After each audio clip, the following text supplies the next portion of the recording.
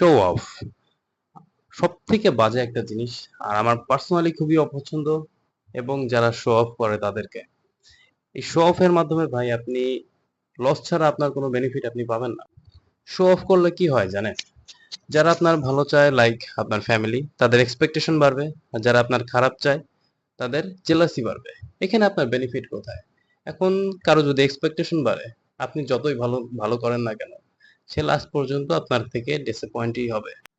As an example ধরেন, আমার জিমের কথাই বলি। অনেকে আছে বিগিনার, প্রথম দিন আসছে, ফার্স্ট দিনেই আপনার স্টোরি দিয়ে পুরো অস্থির করে ফেলছে। এখন তার বন্ধু বান্ধব যখন জিজ্ঞেস করবে যে ভাই, আপনি তো জিম করেন, এখন আপনার ফিজিকটা দেখি, তখন কিন্তু সে অবশ্যই ডিসঅ্যাপয়েন্ট হবে, কারণ আপনার তো ফিজিক নাই, আপনি ফার্স্ট দিনেই তো একদম দিছেন ওরা ধরে। এখন আপনাকে একটা জিনিস বুঝতে হবে যে সবাই কিন্তু আপনার ভালো চায় না। ম্যাক্সিমাম লেভেল মানুষ কিন্তু আপনার থেকে জেলাস হবে। আর জেলাসি কোনোভাবে একটা ভালো জিনিস না। যদিও অনেকে ইন্টেনশনই থাকে মানুষকে জেলাস ফিল করানো, বাট এখানে আপনার কোনো বেনিফিট নাই। আপনার কি মনে হয় মানুষ খুবই ইমপ্রেস হবে, মানুষ আপনার ফ্যান হয়ে যাবে?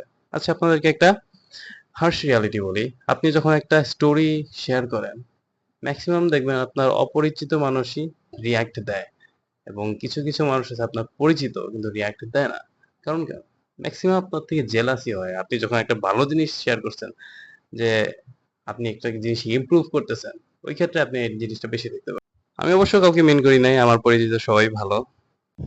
আচ্ছা, যাই হোক, এখানে মেইন কনসেপ্টটা হচ্ছে আমাদের শো অফ না করাই ভালো। এখানে মানুষের জেলাসি হোক বা হাই এক্সপেকটেশন হোক, দুইটার কোনোটাই ভালো না। আল্লাহ হাফেজ গাইস।